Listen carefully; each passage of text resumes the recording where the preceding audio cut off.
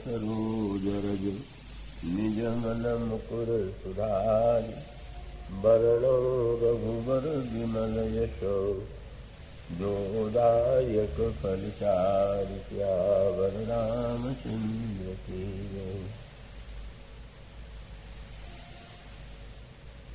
अक्षय महामुनि मौर मंजुल अंग सब चित चोरहि सुर नारी सुर सुंदरी मरहि विलोक सब किन तोरहि मणि बसन भूषण वारि आरति करहि मंगल गावहि सुर सुमन बरसहि सूत मांगद बंदि सुयस सुनामहि कोहबरहि आने कुंवर कुंवरि सुहासिनी सुख पाइके अति प्रीति लौकिक रीति लागे करन मंगल गायिके रह कौरि गौरि सिखाव रामहि सिय संसार कहे रनिवास हास विलास रस वस जन्म को फल सब लहे निज पानि मणि मोह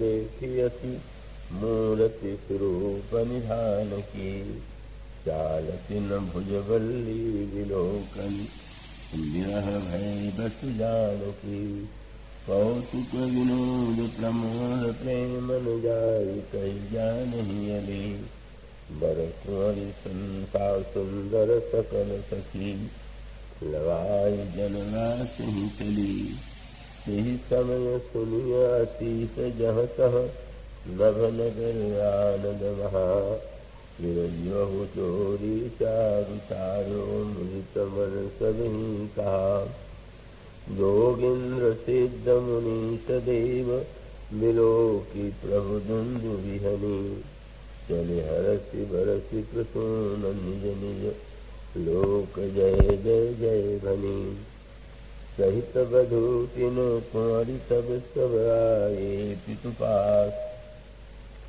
शोभा मंगल मोद भरि उमगेउ जनु जनवास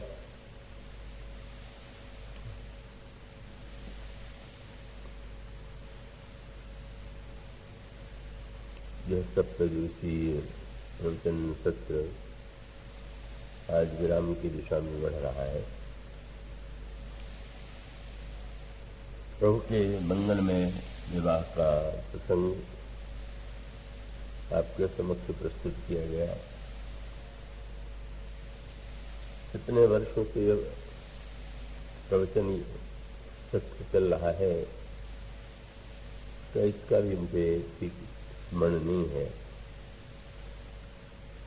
और स्मरण तो वस्तुतः प्रभु के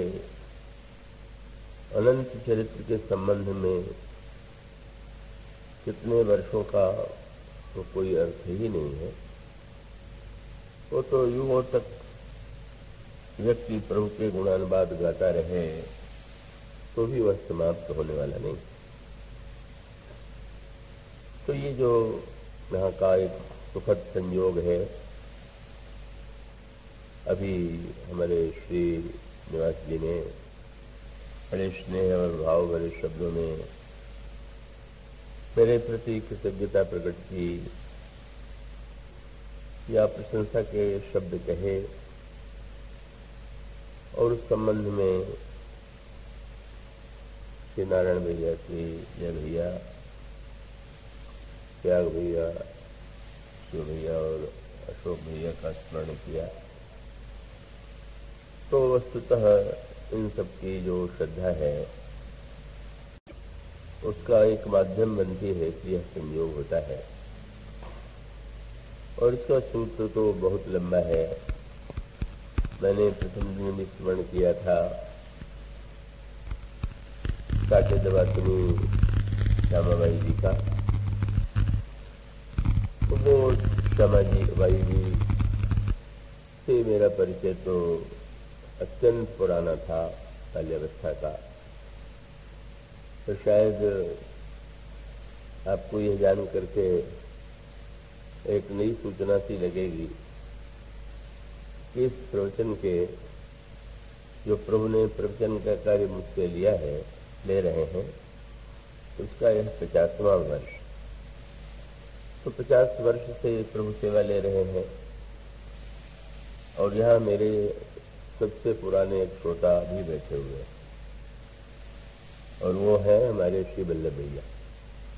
तो 50 वर्ष से वो सुन रहे हैं। उनके परिवार में मैं बाल्यावस्था से ही रहा, और वो श्यामा माई जी और तो भाई बहन, तो पारिवारिक स्नेह के साथ साथ तो वो उनकी जो भूमिका है इस प्रसंग में बड़े महत्व की है। वो निरंतर ही 50 वर्षों से जुड़े रहे, और ये बड़ी प्रसन्नता है कि इस वर्ष भी हर वर्ष यहाँ भी आते हैं और इस वर्ष भी आए हुए हैं। तो बड़ी प्रसन्नता की अनुभूति होती है। और साथ साथ ये जो हमारे अग्रवाल बंधु हैं, इनकी मुख पर प्रशंसा यदि मैं करूँ तो शायद उन्हें संकोच ही लगेगा। तो वो संस्कार तो वहीं से प्राप्त होकर के निरंतर वृद्धिंगत होता जा रहा है, बढ़ रहा है। तो कभी कभी ऐसा होता है कि वो स्वाभाविक है। एक बार श्री घनश्याम दास जी बिरला ने मुझसे ये कहा कि मेरे पुत्र बसंत कुमार में और पुत्र बधू सरला में जितनी भक्ति है उतनी मुझ में नहीं।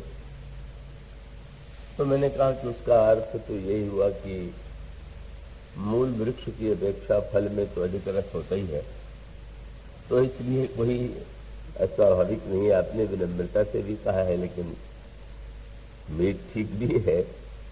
तो वस्तुतः ये जो हमारे श्री नारायण भैया, श्री जय भैया है, उनमें इस भक्ति रस की वृद्धि हो रही है, पूरे परिवार में हो रही है। तो ये प्रभु की अनुकंपा है, और उनके प्रति, उनके सारे परिवार के प्रति, सभी भाइयों और उनकी पत्नियों के प्रति मैं हार्दिक मंगल कामना करता हूँ। और आप सब लोग इतनी संख्या में आते हैं और आप सब एकाग्रता से इसे सुनते हैं, तो आपकी उपस्थिति के द्वारा वो जो रस है स्वाभाविक रूप से व्यक्त होने में सहायता मिलती है। तो मैं आप लोगों के प्रति भी हार्दिक मंगल कामना करता हूँ, और साथ साथ सबको धन्यवाद तो श्रीनिवास जी ने देकर के मेरा कार्य हल्का कर दिया है। तो अभिनीत जी तो बहुत बढ़िया संक्षेप प्रकाशित करते हैं। ये दिव्य पत्रकारों के कभी कभी बड़े अद्भुत अनुभव भी होते हैं। अभी देहरादून में एक अनुभव हुआ, एक समाचार पत्र में बड़े विस्तार से कथा निकल रही थी। तो एक दिन मैं तो सोच लेता, मैं पढ़ता नहीं हूँ साधारणतया किस रूप में लिखा गया है, पर बेटी मंदाकिनी ने उस पत्र के उसको पढ़ा तो मुझे दे दिया कि ये पढ़िए। तो मैं पढ़ करके चकित हो गया, क्योंकि मैंने उसमें महाराज मनु के प्रसंग की चर्चा की थी, और उसके साथ साथ एक बड़े संत ब्रज के हुए हैं कुम्भन दास जी। तो कुम्भन दास जी को अकबर गुणग्राही था, तो कुम्भन दास जी भक्त थे, गायक थे, तो उनको निमंत्रित किया और वे गए और लौट करके आए तो पूछा अन्य लोगों ने कि अकबर के यहाँ जाकर आपको कैसा लगा। तो उन्होंने बड़ा सुंदर पद लिखा, संतन को कहाँ सीकरी सो काम। फतेहपुर सीकरी में बुलाया गया था। संतन को कहाँ सीकरी सो काम, आवत जात पनहिया टूटी और बिसर गयो हरिनाम। और जाको मुख देखे दुख लागत, ताको करीबों परी सलाम। कुम्भन दास लाल गिरधर बिन और सबे बेकार।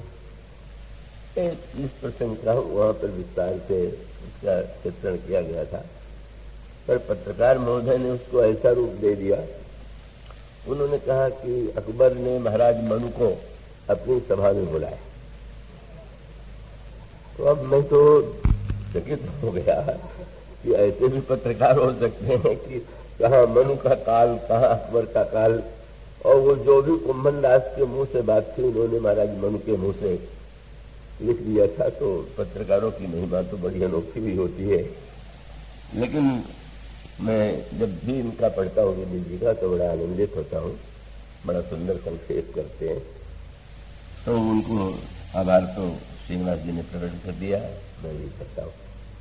और आप सब लोग, और यहाँ जो पारिजन में जिन्होंने इतना श्रम किया है, जिनका नाम प्रत्यक्ष रूप से न भी ले तो उनकी भूमिका इतनी बड़ी है, उन सबके प्रति यहाँ जो हमारे अधिकारी वृंद हैं और बड़े ही श्रद्धा भावना से बिना किसी प्रकार के अभिमान की वृत्ति के स्वयं सबके साथ बैठ करके श्रवण करते रहे, वो एक बड़ी सुंदर परंपरा है। उन सबके प्रति भी मेरी हार्दिक मंगल कामना। और आइए संक्षेप में विवाह की कुछ चर्चा कर लें, कोहबर की चर्चा। तो वो विवाह जो है वो तो बड़ा मंगलमय प्रसंग होता है। प्रत्येक परिवार में जब विवाह का कोई अवसर आता है तो वो कितनी आनंद की बाढ़, आनंद और रस की भावना पुरुषों और स्त्रियों में संचालित होती है। किंतु कभी कभी वो विवाह उतने मंगलमय सिद्ध नहीं होते जैसे होने चाहिए, या उनमें स्थायित्व उतना नहीं होता। व्यक्ति का आनंद कुछ दिनों में ही समाप्त जैसा हो जाता है। गोस्वामी जी हम लोगों के समक्ष एक ऐसे विवाह का वर्णन करते हैं कि जिस विवाह के द्वारा गोस्वामी जी व्यक्ति को जो संदेश देते हैं, इस विवाह में वे सम्मिलित होने का निमंत्रण देते हुए हमें बताना चाहते हैं कि यह विवाह जो है वो कौतुक और विनोद का ही प्रसंग नहीं है, ये प्रमोद और प्रेम का भी प्रसंग है। कौतुक और कौतुक में ही यदि सीमित रहे तो कभी कभी थोड़ा श्री रामायण के संदर्भ में भी ऐसी बातें आ जाती हैं जो मानस की मर्यादा के अनुकूल नहीं है। हमारे यहाँ भक्त लोग सायंकाल को गायन करते हैं, तो एक प्रसंग पद में सुनाया गया और वो प्रसंग गद्य के रूप में तो मैं पहले भी सुन चुका था। उसमें यह है कि जब श्री सीता जी जयमाल पहनाने के लिए आई तो भगवान राम के सामने समस्या ये आ गई कि वो रघुवंशी होकर के सिर कैसे झुकावे। मैं थोड़ा सुनता हूं तो मेरा मन खिन्न होता। श्री राम को इस रूप में देखना कि वो रघुवंशी है तो सिर कैसे झुकावे, और फिर सिर झुकवाने के लिए जैसी वक्ता लोग परिकल्पना करते हैं, उस कविता में भी वही गाया गया था, तो झुकने को तैयार ही नहीं थे। तो फिर वो लक्ष्मण जी ने उपाय निकाला। उसमें तो और विस्तार था कि लक्ष्मण जी को सीता जी ने संकेत किया। ये सारी यानी एक अनावश्यक कल्पना। और तब लक्ष्मण जी ने उपाय ये निकाला कि प्रभु के चरणों में गिर पड़ गए और कहा रक्षा कीजिए, रक्षा कीजिए। और प्रभु ने जो लक्ष्मण को उठाने के लिए सिर झुकाया तो सीता जी ने गले में माला डाल दिया। अब वो जो भावुक थे बड़े गदगद हो रहे थे वो देख के। और अभी जब मैं वक्ता लोग कहते हैं तो श्रोता गदगद होते हैं, पर मैं थोड़ा सा खिन्न हो जाता हूँ, मुझे बिल्कुल अच्छा नहीं लगता कि ये विवाह का जो श्री राम क्या हुए जैसे अहंकारियों का, अहंकारी किसी के सामने कैसे कैसे सिर झुकावे, कैसी दुष्ट कल्पना है। मैं निंदा के लिए नहीं कह रहा हूं। उसका अर्थ है कि हम लोग कभी कभी अपने को ही श्री राम में देखने लग जाते हैं। हम समझते हैं झुकना, और वो भी स्त्री के सामने झुकना, एक मिथ्या संस्कार है कि वो तो पुरुष तो श्रेष्ठ ही है। तो वो तो बहुत बड़ा अनर्थ है। वस्तुतः है भगवान राम और श्री सीता को इस दृष्टि से देख करके तो हम वो कौतुक के लिए बस का, जैसे आपको सुन के भी हंसी आ गई है, सुन करके हंसी तो किसी को भी आ जाएगी, लेकिन उस हंसी के द्वारा हमारे अंतःकरण में वो भाव तो नहीं उत्पन्न होगा जो आना चाहिए। उसका अभिप्राय ये है कि धनुर्भंग, कल आपके सामने कहा गया था कि वो धनुष अहंकार का प्रतीक है, और प्रभु के द्वारा वो अहंकार का धनुष टूटा, और अहंकार का धनुष जिसके हाथ से टूटा वो इतना अहंकारी था कि जयमाल के लिए भी सिर झुकाना नहीं चाहता था। अब इस बुद्धिमत्ता के लिए मैं क्या कहूं? बड़ा सोचिए, श्री राम वस्तुता या गोस्वामी जी का तत्व तो बड़ा अनोखा है। ये धनुर्भंग कैसे होता है? धनुर्भंग माने अभिमान। भगवान राम और सीता जी के विवाह का तात्पर्य है हमारे बुद्धि की जड़ता दूर, ये अहिल्या का उद्धार है। और भगवान श्री राम के द्वारा पुष्प वाटिका में फूल चुने जाए, कि हमारो सुमन जो है प्रभु के द्वारा ले लिया गया। और वहां पर भी जब सखियों ने देखा तो बड़ा दो मधुर संकेत किया। जनकनंदिनी सीता श्री राम को देख रही है और उनके अंतःकरण में एक व्याकुलता है, उत्कंठा भी है। तो सखियां जो वर्णन करती हैं उस वर्णन में भी इसकी मधुरता ये है कि वो वर्णन केवल शब्द नहीं, उसमें संकेत।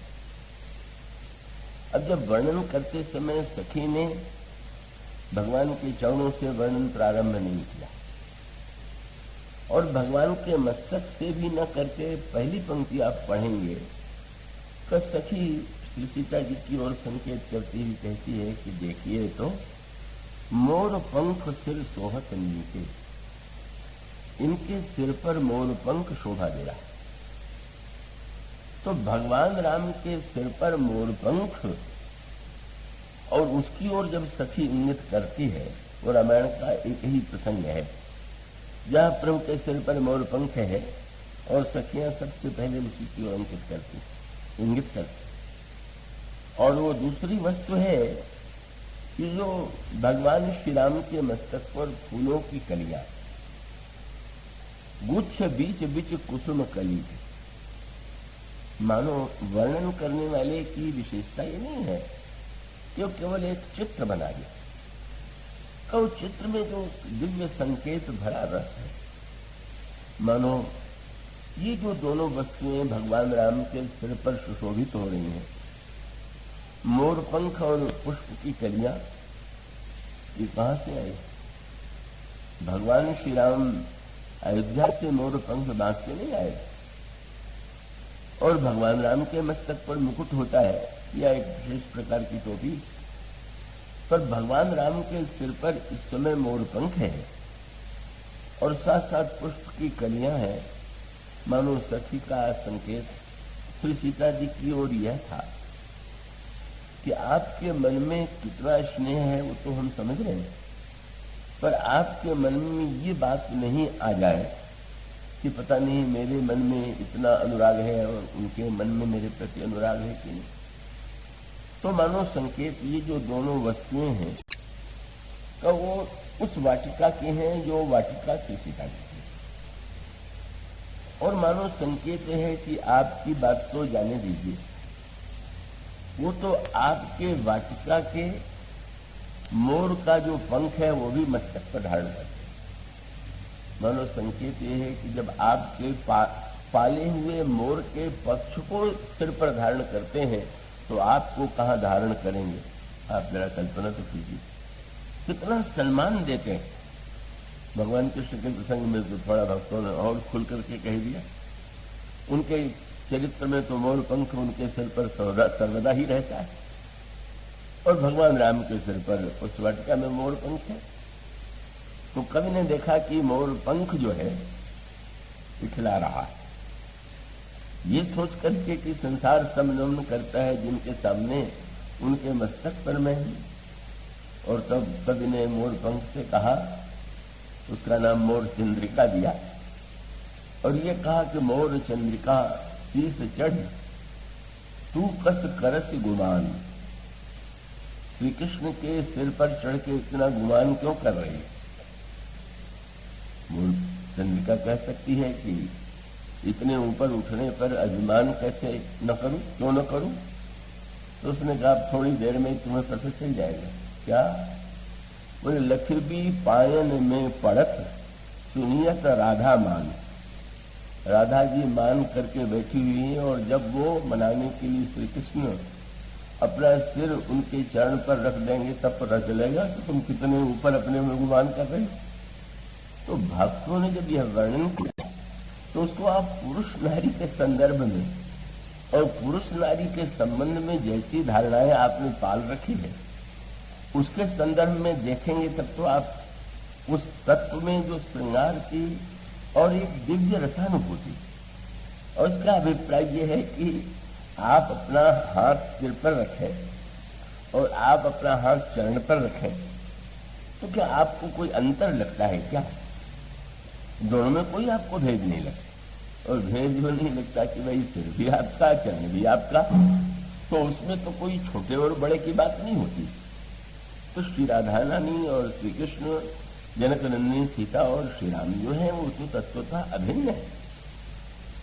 और अभिन्न के रूप में गिरा अर्थ जल बीच सम कहियत भिन्न भिन्न, उसमें आप ये धारणा प्रणाम की बात श्री कृष्ण भक्तों ने तुम्हारा संकोच के कह दिया। रसखानी का वो पद आपने सुना ही होगा। रसखानी जी का ब्रह्म को ढूंढने के लिए चारों ओर भटकते रहे, पर वो ब्रह्म जब उनको मिला तो देख के चकित हो गए। उन्होंने कहा ब्रह्म में ढूंढो पुराण ने वेदन, भेद सुनो चित चौगुने चायन, देखो सुनो न कहूं कबहू, वह कैसो स्वरूप और कैसो सुभायन। ढूंढत ढूंढत ढूंढी फिरो, रस खानी बतायो न लोग लुगायन। मिला कहाँ? बोले देखो कहाँ वह कुंज कुटीर में बैठो पलोकत राधिका पाए। देखा तो कुंज में राधा रानी का चरण दबा रहा। अब इस दृश्य को आप उस संदर्भ में देखने लगिएगा तो आपको बड़ा विचित्र लगेगा, अटपटा लगेगा। कई लोगों को बड़ा ऐसा लगेगा कि श्री राधा रानी ने तो बहुत बड़ा अपराध किया। मनुष्य का अभिप्राय यह है कि पत्नी को ही पति का चरण छूना चाहिए, और पति ने अगर छू दिया तो हम लोग अभ्यस्त हैं चरण छुलाने के, और ये अभिमान पाले हुए बैठे हैं। पर यहाँ तो वस्तुतः संकेत यह है कि वही संकेत इन्हें समझिए कि श्री कृष्ण के संदर्भ में एक रामायण में ये जो पुष्पवाटिका का संबंध है वो आगे प्रसंग से जुड़ा हुआ है। क्या? ये पुष्पवाटिका में भगवान राम को जब श्री सीता जी ने देखा तो सखी ने मोरपंख का वर्णन किया और फूल की कलियों का वर्णन किया, और बाद में ये कहा कि जरा इनके हाथ में जो दोना है उसमें देखो। अंतिम वर्णन यही किया कि सुमन समेत बाम कर दोना। इन्होंने वाटिका में आकर के फूल चुने और चुनने के बाद दोने में इन्होंने लिया, पर ये कहना सखी नहीं भूली। भगवान राम प्रकट होते हैं मनु के सामने और श्री सीता जी बाम भाग में। उस समय गोस्वामी जी से पूछा गया श्री सीता जी कहाँ है खड़ी, और गोस्वामी जी ने कहा वाम भाग। तो वाम शब्द में टेढ़ापन भी, तो कहा प्रतिकूलता, कोई प्रतिकूल हो तो कहेंगे बाएं हो गए।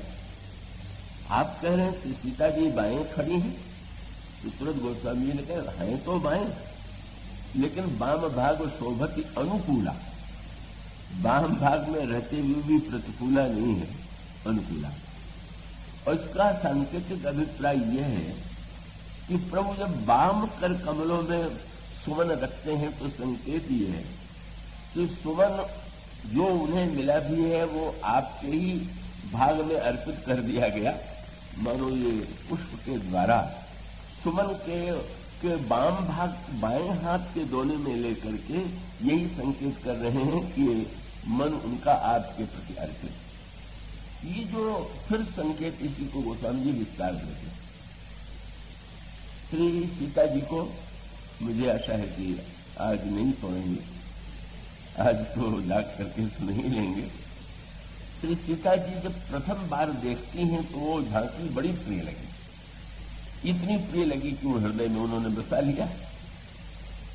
और जब वो एक लीला में ये संयोग का प्रसंग है, फिर वियोग की भूमिका बनी, प्रभु को बन जाने की आज्ञा कैकेयी जी ने दी। प्रभु जाने के लिए प्रस्तुत, और उस समय श्री सीता जी कौशल्या अम्मा के पास हैं। प्रभु कौशल्या अम्मा से आज्ञा मांगने के लिए वहां पर बैठे हुए हैं, उनके सामने प्रणाम किए हुए। उस समय गोस्वामी जी ने एक बड़ा मधुर सूत्र जोड़ा। क्या? कौशल्या अम्बा के संकोच से श्री किशोरी जी बोल तो नहीं पा रहे, लेकिन क्या कर रही? बोले, चारु चरण नख लेखत धरणी और नूपुर मुखर मधुर कवि वर्णी। श्री सीता जी अपने चरण के नाखून से धूल को कुरेदने लगे, और उनके चरणों में नूपुर है, और वो नूपुर बजने लगा। अब इसका सूत्र जुड़ा हुआ है कहां से? उस वाटिका से। उस संयोग में श्री सीता जी वाणी से जो नहीं कह पाई, वो आज नूपुरों के द्वारा प्रभु से कहला रही हैं। क्यों? नूपुरों को उन्होंने याद दिलाया कि वाटिका में भी तो तुमने ही तो ध्वनि के द्वारा हमारे प्रियतम के कर्णकुहरों में प्रवेश किया, तो तुम मिलन की मुख्य भूमिका तो तुम्हारी है। और आज जब वियोग की समस्या है तो तुम मेरी हृदय की भावना तुम ही पहुंचा दो कि हम इतने अनुराग के बाद परित्याग न करें। और नूपुर बड़े भक्त हैं, भक्तों के हाथों सारी वस्तुएं चैतन्य हैं। नूपुरों ने कहा कि हाँ, आपकी बात तो, आपका प्रेम तो उस वाटिका में पहुंचा दिया था, अब भी पहुंचा दें, लेकिन एक ही डर है कि प्रभु ने आपको यदि साथ ले जाना स्वीकार कर लिया तो इसका सबसे बड़ा दंड हम ही को भोगना पड़ेगा। क्यों? जब प्रभु मुनि के वेश में जाएंगे तो आप भी वही रूप धारण करेंगे, और तब हमें चरणों से उतार देंगे। तो ऐसा संदेश कि आपका तो संयोग हो जाए और हमारा आपके चरणों से वियोग हो जाए, ये तो बड़ा अन्याय है। तो आपकी भावना मैं तब पहुंचाऊंगी जब आप पहले वचन दे दीजिए कि आप हमारा परित्याग नहीं करेंगे। गोस्वामी जी उसी भावना में स्वर में लिखते हैं, चारु चरण नख लेखत धरणी नूपुर मुखर मधुर कवि वर्णी मनहु प्रेम बस विनती करही हम ही सीय पग जन परिहरे। अब उस महल में कंकड़ किंकड़ नूपुर धुन सुन, और आज फिर से नूपुर। उसके बाद भगवान श्री राम वन के दुखों का वर्णन करने लगे। का कितने वन में दुख हैं? तो श्री सीता जी ने कहा, महाराज जब दुख की बात कह रहे, भगवान राम ने कहा कि वन में कितने कष्ट हैं, कितनी समस्या है, राजकुमारी सिखावन सुनहु। इस तरह से प्रभु ने उनको रोकने की चेष्टा की। तो श्री सीता जी ने कहा, महाराज वन में मुझे जितना सुख मिलेगा उतना सुख तो मुझे कभी नहीं मिला। क्या संकेत? और उन्होंने एक शब्द कहे, प्रभु ने कह दिया था कि जब तुम वनपथ में चलोगी तो तुम्हारे चरण इतने सुकुमार हैं कि तुम श्रमित हो जाओगे, थक जाओगे। तो श्री सीता जी ने प्रभु से पूछ दिया, नहीं महाराज, मैं तो वन में चलूंगी ही, और वहां मैं आपका दर्शन करूंगी। किस रूप में? उनका श्रम कर्ण सहित श्याम तनु देखे, कहा दुख समय प्राणपति ले। तो वन में चलते हुए जब आपका श्रमबिंदु युक्त मुख में देखूंगी कितना सुख मिलेगा। कहीं दुख आ सकता है मेरे पास? साधारण व्यक्ति को समझ में नहीं आएगा। श्री सीता जी कह देती हैं कि आपके साथ में चलूंगी तो श्रम नहीं होगा। वो कहती हैं चलते हुए जब श्रम बिंदु से भरा हुआ आपका मस्तक देखूंगी तो मुझे परमानंद हो। और ये भी सूत्र पुष्प वाटिका से जुड़ा हुआ। श्री किशोरी जी ने ये पुष्पवाटिका में देखा तो उस समय रूप में भी सबसे पहले कौन है? भाल तिलक श्रम बिंदु सुहाय। भगवान राम के माथे पर पुष्पवाटिका में पसीने की बूंद। श्री किशोरी जी ने कहा वो झांकी मुझे इतनी प्रिय लगी कि आपका श्रम बिंदु युक्त मुख देख करके मैं गदगद हो गई और मैंने इसी रूप को हृदय में बसा लिया। पर मुझे कल्पना थी कि ये रूप और भी देखने को मिलेगा, पर आप तो सचमुच विलक्षण आपकी महिमा। क्या फूल तोड़ने में आपको पसीना आ गया और धनुष तोड़ने में पसीना आया ही नहीं? सर्वबिंदु का लेश नहीं। ये उस वाटिका का ईश्वर भक्तों का ईश्वर है और धनुर्भंग वाला ये जो है ये ईश्वर वो वस्तुतः ब्रह्म है।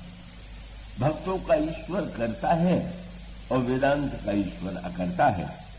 करता है तो करने वाले को श्रम भी होगा और अकर्ता है तो अकर्ता को तो कोई श्रम नहीं होता। तो श्री सीता जी ने कहा महाराज मुझे वो रूप इतना प्रिय लगा कि मैंने उसी को हृदय में बसा लिया। पर फिर न मिथिला में उस रूप का दर्शन हुआ और न कभी अयोध्या में हुआ। पर जब आप वन पथ में चलेंगे तो वन बोले वाटिका में आपको देखा, पर वाटिका में तो मर्यादा होती है पर वन तो उन्मुक्त है। मानो वो चित्रकूट की वन यात्रा वाटिका का ही विस्तार है। वाटिका में जो एक थोड़ा मर्यादित बंधन था वो श्री सीता जी को लगता है कि प्रभु मुझे उस वाटिका के स्थान पर उस वन में लेकर के जा रहे हैं। इसलिए गोस्वामी जी ने कहा वन काहे का है? राम कथा मंदाकिनी चित्रकूट चित चारु तुलसी सुभग स्नेह वन। प्रेम के वन में तो वाटिका माने जहां पर वृक्ष लगाए गए और वन माने जहां काज। तो उन्होंने कहा कि मुझे वन में चल करके इतने लाभ होंगे कि आपका श्रमयुक्त मुख में देख करके धन्य होंगे। और उसके साथ साथ अब गोस्वामी जी कितने दूर तक निर्वाह करते हैं। श्री सीता जी ने प्रभु के बाएं हाथ में सुमन का दोना देखा। बड़ा प्रभु से बढ़कर के कलाकार कौन होगा? और वो जो सुमन का दोना था उसमें तो फूल जो है वो बिखरे हुए ही सजा करके रखे हुए हैं और गूंथे हुए नहीं। और भगवान राम जब वन में श्री सीता जी को लेकर के जाते हैं तो गोस्वामी जी ने कहा जो फूल वाटिका में बिना गूंथा हुआ था वन में गोथ दिया गया। और उसका चित्र आपको गीतावली रामायण में मिलेगा। रामायण में संकेत मिलेगा एक बार चुन कुसुम सुहाय। भगवान श्री राम ने वाटिका में पुष्प चुना था और आज चित्रकूट में भी वन में फूल चुन लिया उन्होंने। पर वहां फूल चुन करके भी गूंथा नहीं गया था और आज भगवान श्री राम बैठ करके श्री सीता जी के लिए उन सुमनों का आभूषण बनाने लगे। भगवान राम ऐसे मर्यादा पुरुषोत्तम न मान लीजिएगा कि वो सर्वदा सिंहासन पर तने हुए ही बैठे रह जाते हैं। उनकी जो एक भावुकता है, कोमलता है, भगवान राम फूल के द्वारा फूलों का गहना बनाते हैं और फूलों का गहना बना करके श्री सीता जी को पूरा सजाते हैं। एक सज्जन ने मुझसे कहा वो तो बड़े मर्यादा वाले बोले श्री सीता जी के सारे शरीर में भले ही उन्होंने फूल के गहने पहनाए हो पर चरणों में तो नहीं पहनाया होगा, दे दिया होगा कि आप पहन लीजिए। हमने कहा आपकी तरह वो मर्यादा में नहीं है, आप बड़े ऊंची स्थिति में हैं। उन्होंने कहा अगर वो छूना भी चाहें तो क्या श्री सीता जी छुला लेंगी क्या? देखिए ये तो भावना की बात है। श्री सीता जी या श्री राधा रानी छुला के इसलिए प्रसन्न नहीं होती हैं कि मेरे सामने झुक गए।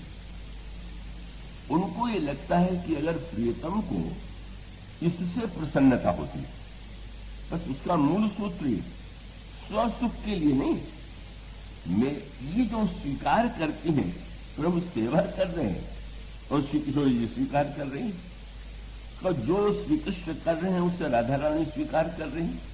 मानो उसकी मूल सूत्र इनकी प्रसन्नता जिसमें हो, अगर यही करके ये प्रसन्न होते हैं तो क्यों आपत्ति होनी चाहिए?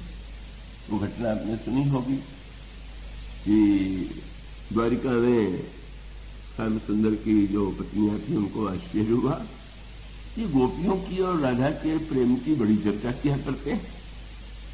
नारद जी से भी पूछा, हम तो नहीं जानते, और फिर क्यों न भगवान से पूछ लिया जाए। भगवान से जाकर के नारद जी ने पूछा, महाराज इतनी रानियां आपकी सेवा में पतिव्रता पातिव्रत धर्म का पालन करते हुए संलग्न है, आप उस समय भी गोपियों का स्मरण करते हैं कि प्रेम में क्या विशेषता है। श्याम सुंदर ने तुरंत कहा कि मेरे तो सिर में बड़ा दर्द हो रहा, पहले कोई दवा लाओ, फिर प्रश्नोत्तर बाद में करें। अब दवा कौन सी महाराज बताइए आप। तो उनका कोई भक्त अपने चरणों की धूल दे दे तो मेरे सिर की पीड़ा तुरंत दूर हो जाए। अब भगवान ने जब ये कहा तो नारद जी रुक्मिणी जी के पास गए, सत्यभामा जी के पास गए। श्याम सुंदर के सिर में दर्द है और दवा ये है कि अपने चरणों की धूल दे दीजिए। अरे ऐसा कर सकते हैं, हमारे पूज्य हैं, वंदनीय है, और चरण की धूल दूं, ये अनर्थ मुझसे नहीं होगा। रानियों ने स्वीकार कर दिया। जिस भक्त से कहते थे वो यही कहता था कि हम अपने चरणों की धूल भगवान के सिर पर लगाएंगे, इतना बड़ा पाप हम करेंगे, अनर्थ करेंगे। नारद निराश होकर लौट आए। भगवान ने कहा कि दवा नहीं लाए?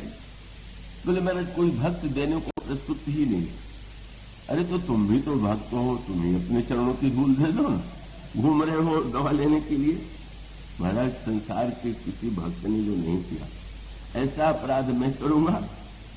तो श्याम सुंदर ने पूछ दिया कि ब्रज में गए कि नहीं गए?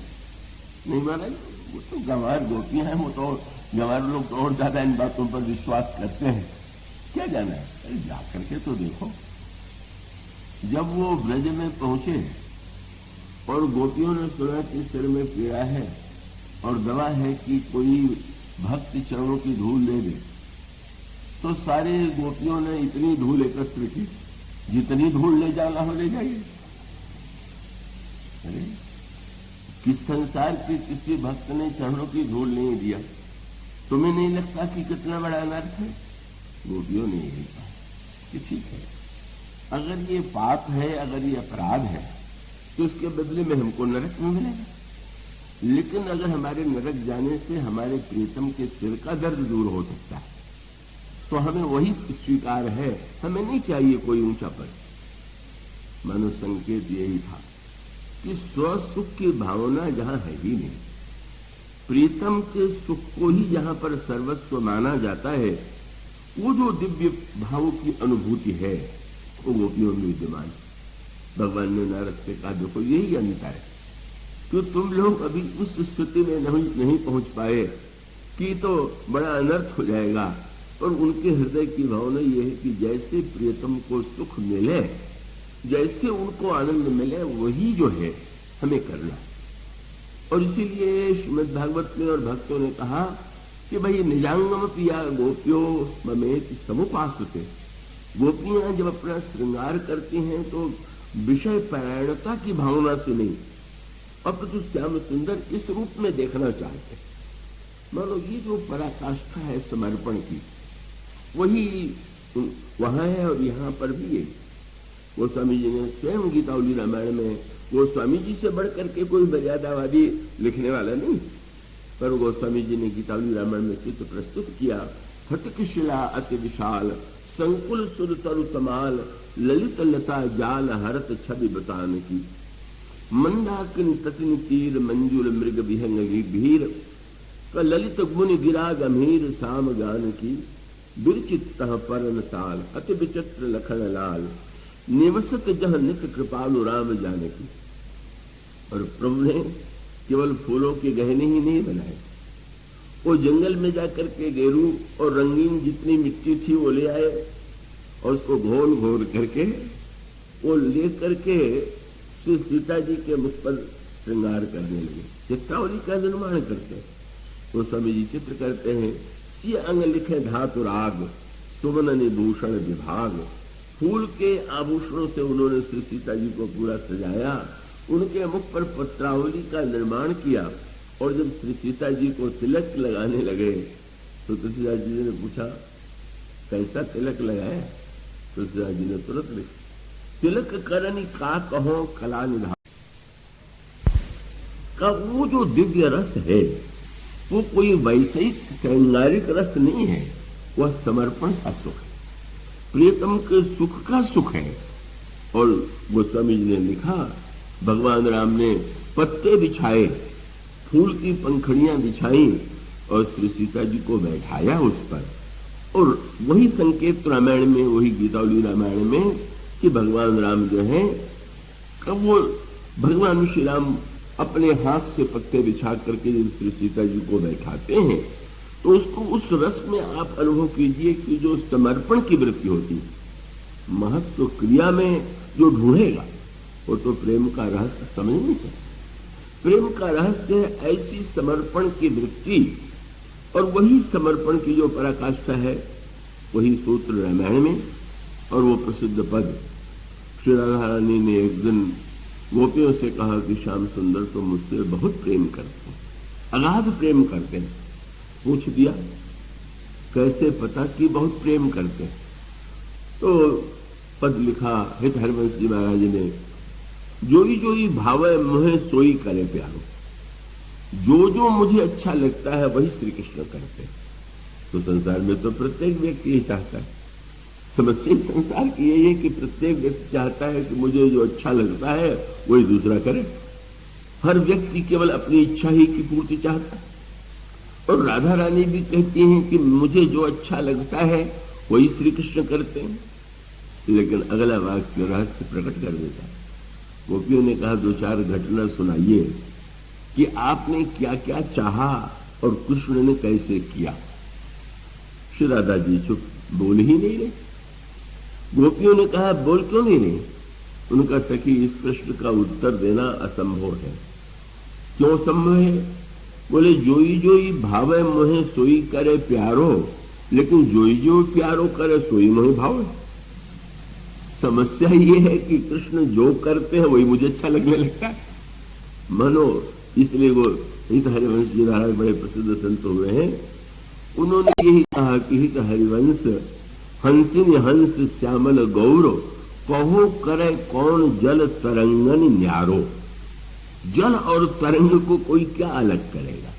और गोस्वामी जी कहते विरार्थ जल बीच सम कहियत भिन्न भिन्न, बंदो सीताराम पद जिन्हीं परम प्रिय खिन्न। जल में आप देख रहे जल शांत है और उन जल में लहरें उठने लगे। लहरों की एक अलग शोभा है, पर उस जल और तरंग में जैसे कोई भेद नहीं। वही वस्तुतः इन दोनों में इतनी अभिन्नता है जो जल और तरंग की भांति है, इसका संकेत।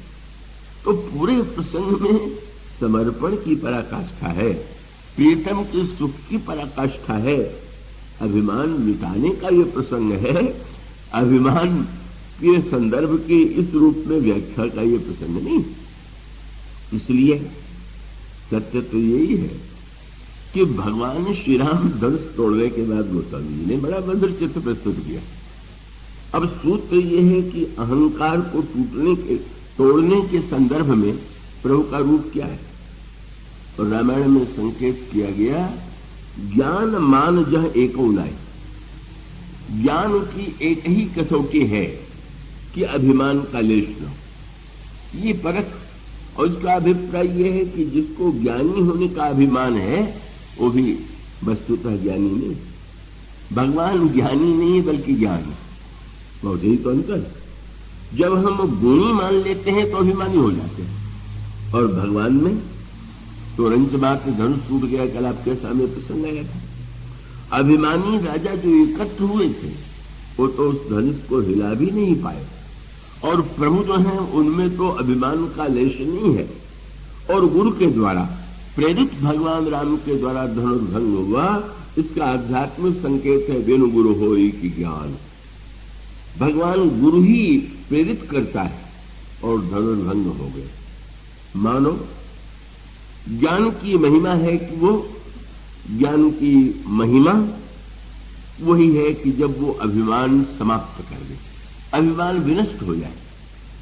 और उसके बाद लोगों ने कहा कि ज्ञान कितना श्रेष्ठ है, वही उसके बिना तो जनकपुरवासियों का दुख दूर नहीं हुआ।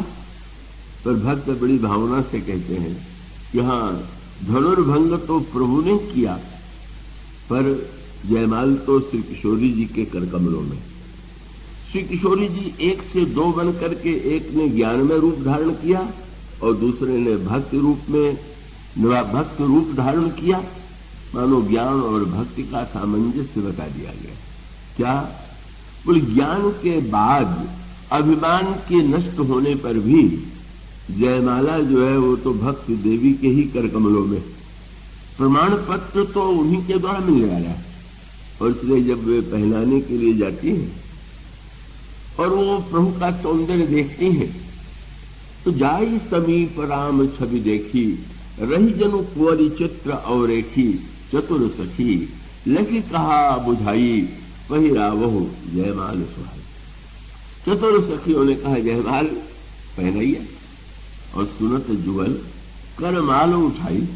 लेकिन श्री सीता जी की दशा क्या है, हाथ उठा हुआ है पर प्रेम विवश पहराए नहीं जाए। रूप दर्शन में इतनी विभोर हो गई कि पहराया नहीं जा रहा।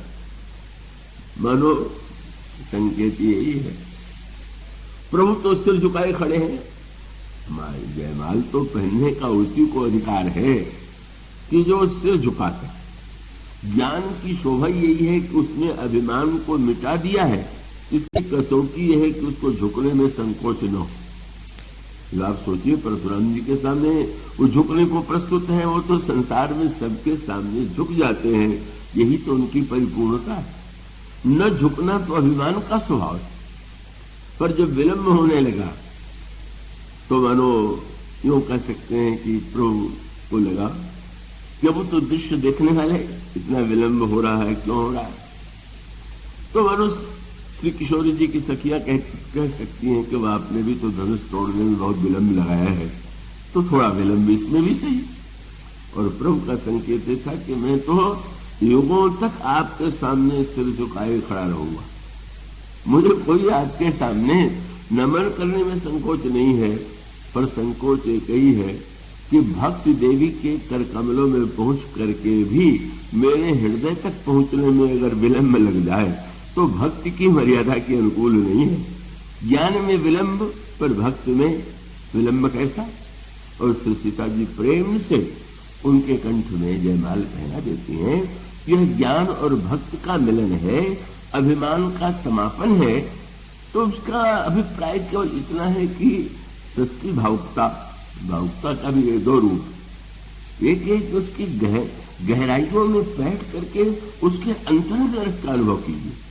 तो विवाह प्रसंग को आप जब इस दृष्टि से देखें, अभिमान विनष्ट हो गया, स्वयं संचित हो गया, बुद्धि की जड़ता दूर हो गई, और तब बचा चित्त। और जब चित्त बचा तो अब गोस्वामी जी ये जो कोहबर है, कोहबर तक पहुंच जाए तो ही ठीक है, क्योंकि उसके पश्चात फिर बारात आती है। बारात आने के पश्चात उस बारात का उद्देश्य भी यही है। जब धनुष टूट गया, अभिमान विनष्ट हो गया, तो जनक जी ने जाकर के विश्वामित्र को प्रणाम किया और ये कह दिया कि मोहि कृतकृत्य कीन दो भाई। महाराज, इन दोनों भाइयों ने हमें कृतकृत्य कर दिया। ये कृतकृत्य शब्द है आध्यात्मिक भाषा में परिपूर्णता का बोधक।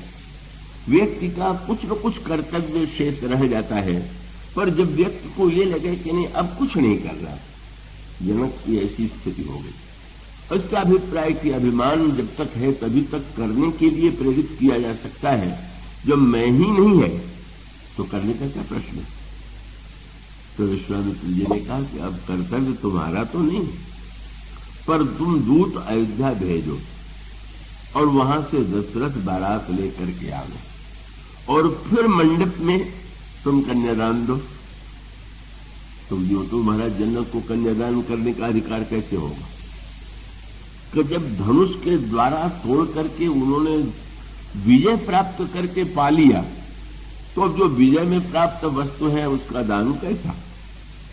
लेकिन यही तो प्रभु की उदारता है।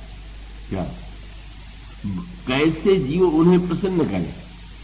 तो मानो प्रभु ने श्री सीता जी के रूप में स्वयं को ही जनकपुर में भेज दिया। हमारी ही शक्ति को हमें अर्पित कर दीजिए, हम इतने में प्रसन्न हो जाए। मानो इस भावना से ही तो श्री सीता जी के रूप में वहां पर प्रभु प्रकट हुए हैं। और वो जो समर्पण की एक दिव्य अनुभूति है, वो जो संचार है, उसमें समेत मानो संकेत है कि आप तो कृतकृत्य हो गए, लेकिन अयोध्यावासी तो वंचित रह गए, महाराज दशरथ तो वंचित रह गए। इस आनंद में प्रत्येक को सम्मिलित तो कीजिए। विवाह के अवसर पर प्रतिवर्ष ही भक्त विवाहोत्सव मनाते हैं, रामनवमी मनाते हैं। तो एक भक्त ने भगवान राम के विवाह का उत्सव मनाने के लिए मंडप सजाया, बांस से, फूल पत्तियों से। किसी व्यक्ति को देख के हंसी आ गई। उसने यही कहा, क्या जनक का मंडप बांस का बना हुआ था क्या? ये तुम कागज की झंडियां लगा करके, फूल लगा करके, पता नहीं है वो स्वर्ण और मणियों से जटित मंडप था। और वो विवाह तो हो चुका, अब ये मंडप क्या बना रहे हो? भक्त ने यही कहा, तो मंडप सोने, हीरे, मोती सब का था, बहुत सुंदर। और उस मंडप में एक कमी थी, इसलिए हमको ये मंडप बनाना पड़ा।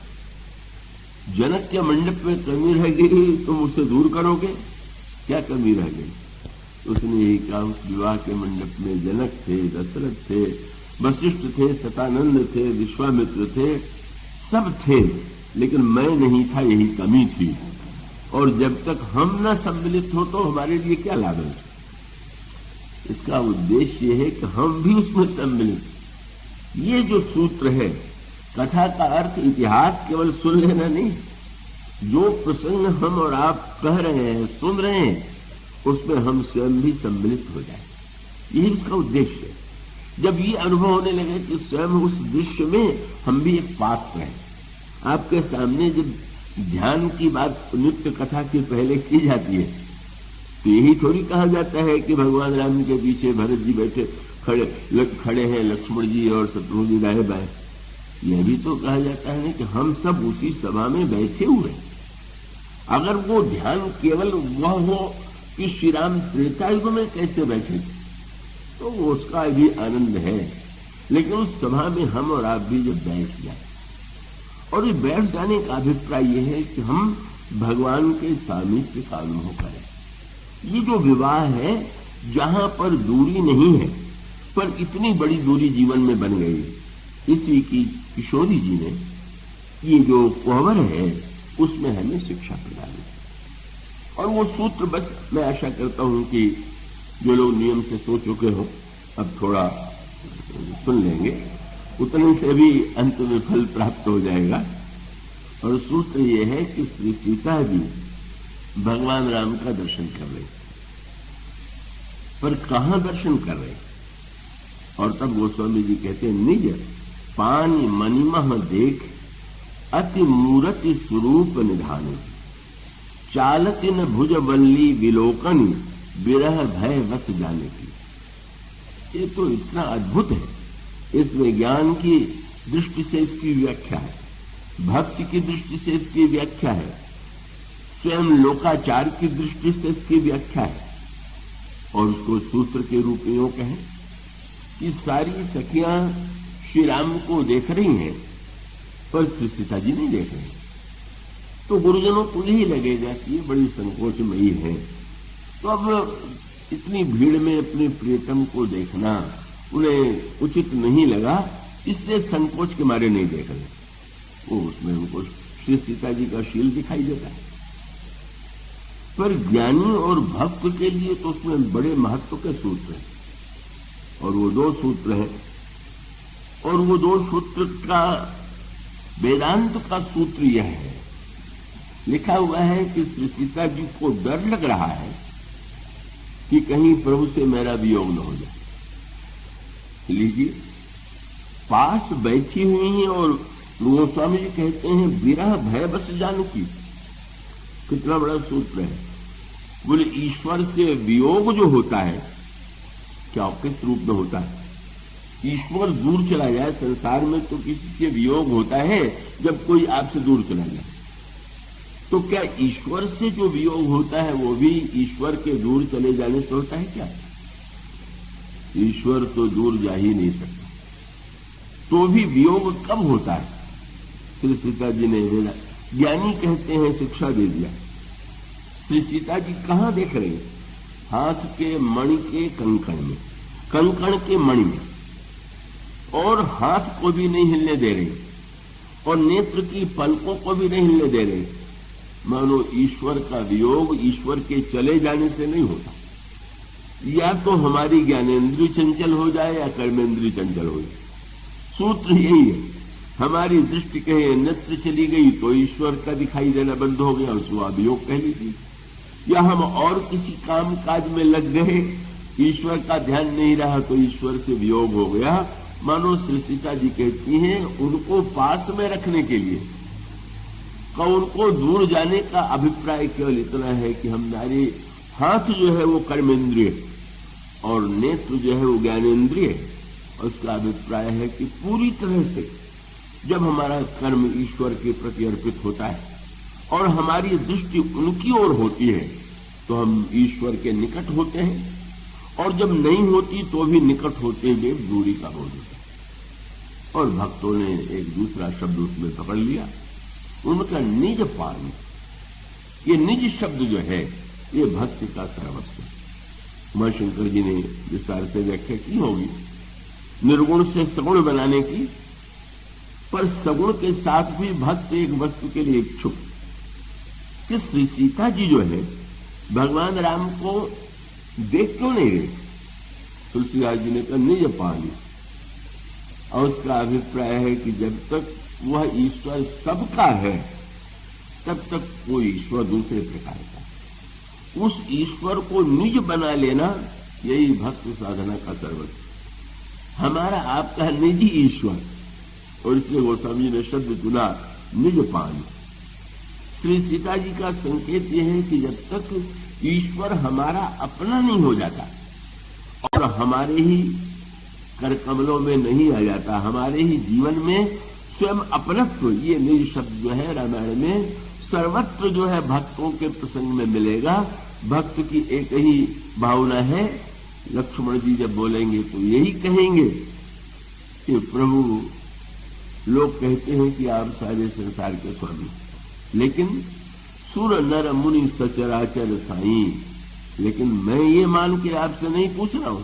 तब बोले मैं पूछूं निज प्रभु की नहीं, आप मेरे निजी स्वामी। ये जो नियत्व है भक्ति का अभिप्राय ये है। कर्म का उद्देश्य है कर्म फल को कैसे भोगें इसकी ओर संकेत करना। ज्ञान का उद्देश्य है कर्म की ओर से निरपेक्ष हो जाना।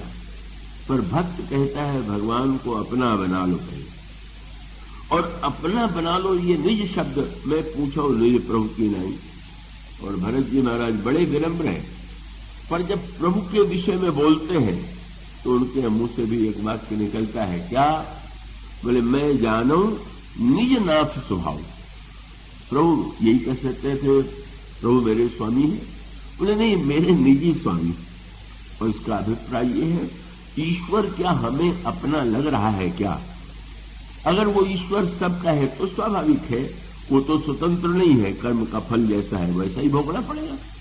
पर ईश्वर को जब हम निजत्व से जोड़ लेते, प्रत्येक को, श्री सीता जी के संदर्भ में भी वही है, निज पानी मनि मह, लंका में बैठी हुई है तो निज पद नयन दिए मन। ये निजत्व जो है भक्ति की पराकाष्ठा है। जब हम भगवान को ये कह सकें कि ये तो मेरे निज के भगवान है, और उधर से क्या उत्तर मिलना चाहिए? भगवान भी जब आपको निज मान ले, तो पूर्णता तब है जीवन की कि हम भगवान को निज बना लें और भगवान भी हमें अपना निज मान ले। इसीलिए जब भरत जी और हनुमान जी से मिलन हुआ, लंका विजय के बाद लौट करके आने का संदेश लेकर के हनुमान जी आए, हनुमान जी और भरत जी का मिलन हुआ, तो हनुमान जी से भरत जी ने कहा कि महाराज आपने तो संदेश सुना करके ऋणी बना दिया है, लेकिन अब कथा थोड़ी और सुना दीजिए। उन्होंने लिखा कि नहीं तात उरुण में तो ही अब प्रभु चरित्र सुनाओ हम। हनुमान जी ने कथा भी सुना दिया, पर हनुमान जी को लगा कि भरत जी कथा सुन के पूरे प्रसन्न नहीं हुए, तो नहीं रहा गया। पूछने लगे कि कभी प्रभु ने मेरा स्मरण किया था क्या?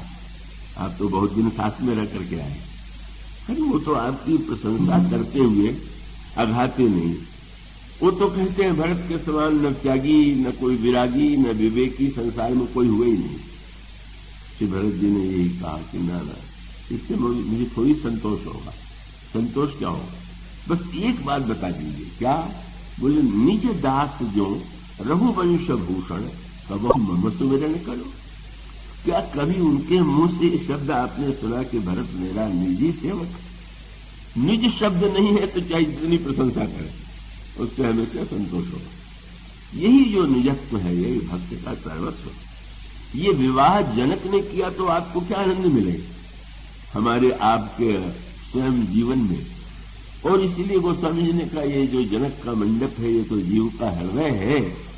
और गोस्वामी जी कहते हैं सुंदरी सुंदर वर्ण सह सब एक मंडप राजही, जनु जीव उरु चारु अवस्था विभुन सहित विराजही। उसको अयोध्या से मिथिला में लाइए, मिथिला से पुष्पवाटिका में लाइए, पुष्पवाटिका से धनुष यज्ञ में लाइए, धनुष यज्ञ से विवाह के मंडप में लाइए, और ले आने के बाद जब आप कोहबर में उसको ले आवेंगे और आप अपने हाथ के निज मणि कंकण में उसे देखेंगे, बस वह ईश्वर इतना अभिन्न, इतना प्रिय प्रतीत होगा, इतना रसमय प्रतीत होगा। और वो जो अंतिम समस्या है चित्त वाली, उसकी व्याख्या तो अब रही गई। हमारे प्रिय शिष्य मैथिली शरण जी कह देते हैं कि आप कभी कोई प्रसंग पूरा ही नहीं करते, कहीं तो पूरा कर दिया करिए। तो मैंने कहा वो पूरा होगा कैसे? वो तो मेरे बस का कोई का उपाय नहीं है। और बस इतने कह सकते हैं कि ये जो चित्त है इसका उपाय क्या है? मन को भगवान अपनी ओर आकृष्ट कर दे, बुद्धि को चेतन बना दे, अहंकार को खंडित कर दे। और ये जो चित्त है बस इसके लिए तो एक ही उपाय है। गोस्वामी ने लिखा कि भगवान के माथे पर जो मौर है उसका ध्यान कीजिए। और ये कैसा मौर है? बोले गाथे महामणि मौर मंजुल अंग सब चित्त चोर है। ये चित्त चोरी चला जाए, ये चित्त पूरा कबाड़ खाना है, पूर्व पूर्व जन्मों का। यानी क्या क्या इसमें संग्रहित। कई लोग बड़े गर्व से अपने कई पीढ़ियों का रखते हैं घर में सजा करके, ये हमारे पिताजी का है, ये उनका है, प्रसन्न होते हैं, होना भी चाहिए। तो बाहर तो आप संग्रह करके रखते ही हैं, उपयोग हो चाहे न, पर उससे भी अधिक संग्रह जो है हमारे आपके चित्त में, इसी जन्म का नहीं जाने कितने जन्म का इतना अच्छा बुरा सब संस्कार संग्रहित है। और तब उसका उपाय क्या? जैसे कोई बहुत संपत्ति संग्रहित करे और चोर आके चुरा ले जाए, इसी प्रकार से योगियों ने कहा चित्त वृत्ति का निरोध करो। पर भक्तों ने कहा कि कहीं भगवान आकर के ये चित्त का कबाड़ खाना उठा ले जाए, पूरा चोरी कर ले, सब उठा ले जाए। इसलिए गोस्वामी जी कहते हैं भगवान के हाथ में मुद्रिका है, उस मुद्रिका में क्या चमत्कार है? गोस्वामी जी ने कहा कर मुद्रिका चोरी चित्त ले।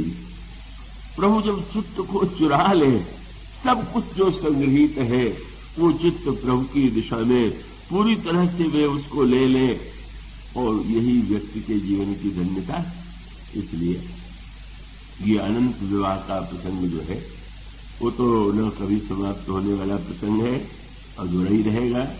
वो तो भक्त कवि ने, हमारे कवि ने कल्पना किया कि अगर इतने एकत्र हो जाए, सबसे मुख्य है शेष जी के अधिक, तो उस कवि ने कल्पना किया कि होए के कोटि शेष, पहले करोड़ों शेष को एकत्र कर लो, और शेष शेष प्रति कोटि शीश, और प्रति शीश कोटि कोटि मुख प्रगटावे, और प्रति मुख कोटि कोटि रसना धरावे थे, और प्रति रसना पे कोटि भारती बसावे।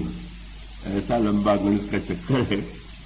प्रति रचना पे कोटि भारती बसावेंगे और कल्प निरंतर अनंतर अनंत यो ही जन्म लय अनंत जो अनंत गुण गावेंगे रसिक बिहारी सीता रामचंद्र जू के कहू चरित अपार को नेक उपाय पावे।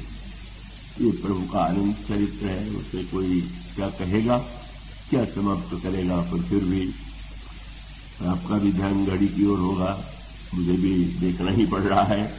तो अभी तो आपको दूर लौट के भी इतनी अनेक लोगों को जाना है, तो बस इस विवाह को हमें आपको हृदय में बसा लेना है।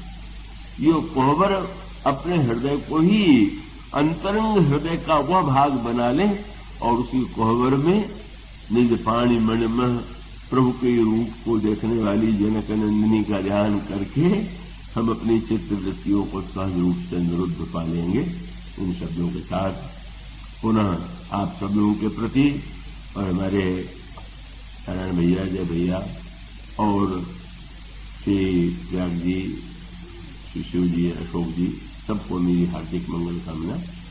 इन शब्दों के साथ, इस दोहे के साथ, सिय रघुवीर विवाह जे सप्रेम गावहि सुनहि तिन कहा सदा उछा मंगलायतन राम। बोलिए सिया।